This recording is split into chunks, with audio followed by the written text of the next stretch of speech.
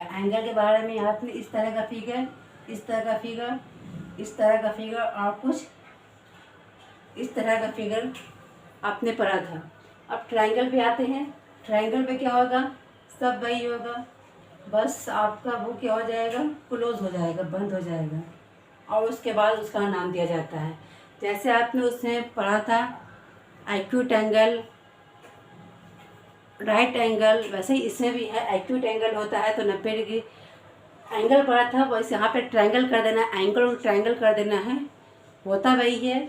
जैसे right angle आपका, अगर 90 डिग्री को राइट एंगल कहते हैं, ये राइट एंगल हो गया, लेकिन अगर इसको हम क्लोज कर देते हैं तो ट्रायंगल हो जाता है, राइट ट्रायंगल हो जाता है।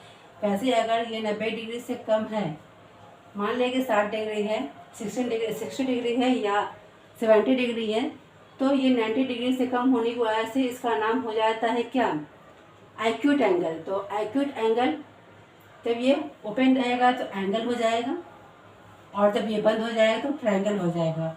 तो नाम वही रहेगा एक्यूट, लेकिन एंगल और ट्रायंगल की बात हो जाती है। वो एंगल था, ये क्या हो गया आपका, ट्रायंगल हो गया। जो नाम आपने उसमें याद किया था वही नाम इसमें भी है, वही नाम यहाँ है, लेकिन सिर्फ एंगल को आपको ट्रायंगल कर देना है। अब देखिए, अगर किसी ट्रायंगल है, जैसे एक्यूट एंगल है, कोई एक्यूट एंगल है, ये एक्यूट एंगल है, यहाँ मान लीजिए 4 सेंटीमीटर है, ये 5 सेंटीमीटर है और ये 6 सेंटीमीटर है, और इसका आपका प्राइमीटर निकालना होता है।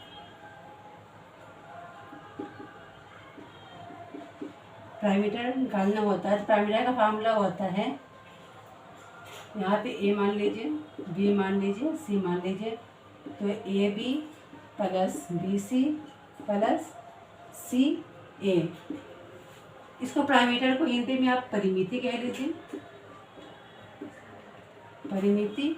और ट्रायंगल को आप त्रिभुज कहते हैं, त्रिभुज, 3 कोने वाले भुज को त्रिभुज कहते हैं। ये आपका भुजा होता है, एक भुजा, 2 भुजा, 3 भुजा, और इंग्लिश में आप साइड कहते हैं, एक साइड, 2 साइड और 3 साइड। तो 3 साइड होता है, 3 साइड को वो क्या करते हैं, ऐड कर देते हैं। वैसे ही हम लोग को अगर हिंदी में देखें, तीनों भुजाओं को हम जोड़ देते हैं। तो इसका आप देखिए, ए बी बराबर कितना है, ए बी बराबर कितना है आपको 4 है, बी सी आपका 5 है, ए बी सी 7 है और सी आपका 5 है। तो इसको आपको क्या करना है, तीनों को ऐड कर देना है। तो कितना हो जाएगा आपका, देखिए 7 और 5 कितना हो जाता है, 12, 16 सेंटीमीटर आपका आंसर हो जाता है। तो ये आपका एक्यूट एंगल हो गया, एक्यूट एंगल हो गया। क्वेश्चन में आपके रहे A B is equal to 5 centimetre और B C is equal to 7 centimetre, C A is equal to what, और आपका प्राइमीटर लिखा हुआ है 16 सेंटीमीटर। प्राइमीटर आपका 16 सेंटीमीटर है। आपको एक साइड निकालना है, तो त्रिभुज का आपको दो साइड पता है, ए बी सी मान लीजिए, तो ए बी आपका 5 सेंटीमीटर, बी सी है आपका 7 सेंटीमीटर, और ये आपको निकालना है। इसका प्राइमीटर आपको दे दिया गया है 16 सेंटीमीटर। तो प्राइमीटर बराबर होता है, प्राइमीटर इज इक्वल टू होता है 3 इंटू साइड भी आप इसको कह सकते हैं, या आप इस तरह से ए प्लस ए, तीनों साइड का नाम लिख के उसको ऐड कर सकते हैं, या 3 इंटू साइड कर सकते हैं। तो मेरा क्या था, मेरा 2 साइड है, ए बी, इसी तरह समझ लीजिए, A B plus B C plus C A, इसको हम 3 इंटू साइड भी कर सकते हैं, 3 साइड भी कर सकते हैं। लेकिन आप इसी तरह समझिए, एक ही तरह समझिए, तो माइंड डिस्टर्ब हो जाएगा। तो देखिए, प्राइमीटर मेरा कितना दिया हुआ है, क्वेश्चन में मेरा प्राइमीटर दिया हुआ है 16 सेंटीमीटर, और ए बी दिया हुआ है 5 सेंटीमीटर, और बी सी दिया हुआ है 7 सेंटीमीटर, और आपको सी ए निकालना है। तो देखिए 16, 16 और 5 और 7 को जोड़ देंगे तो 12 इजिकल टू नहीं, ये है आपका ए, यहाँ पे आप ए ही सी मान लीजिए, ए सी सी ए, सी ए। तो सी ए निकालना है तो सी ए को हम इस साइड ले आएंगे। देखिए पैरामीटर निकालना था A B plus B C plus C A. तो A B 5 centimetre, B C 7 centimetre और सी ए हमको निकालना था।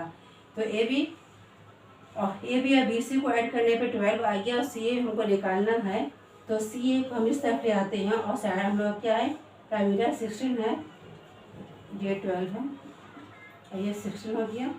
तो प्लस है तो इधर में आ जाएगा तो माइनस में हो जाएगा। तो सी यहाँ पर कितना हो जाएगा, 4 सेंटीमीटर। तो सी ए कितना हो जाएगा आपको, 4 सेंटीमीटर। इस तरह से क्या होता है आपका प्रूफ भी हो जाता है कि ए बी सी मिलाकर अगर 5 4 5 और 7 मिलाकर अगर आपका 16 होता है तो 16 अगर आपको पैरामीटर दिया हुआ है तो हमने आपका साइड निकाला तो एक साइड आपका 4 सेंटीमीटर आ गया जो यहाँ पे मिसिंग था। तो इस तरह से आप समझ सकते हैं पैरामीटर को। जब पैरामीटर निकालना होगा तो यह फार्मूला लगाइएगा और जब आपको पैरामीटर दिया हुआ रहेगा और कोई एक साइड मिसिंग होगा बस उस साइड को निकालने के लिए भी आप इसी फार्मूला का यूज़ कीजिए।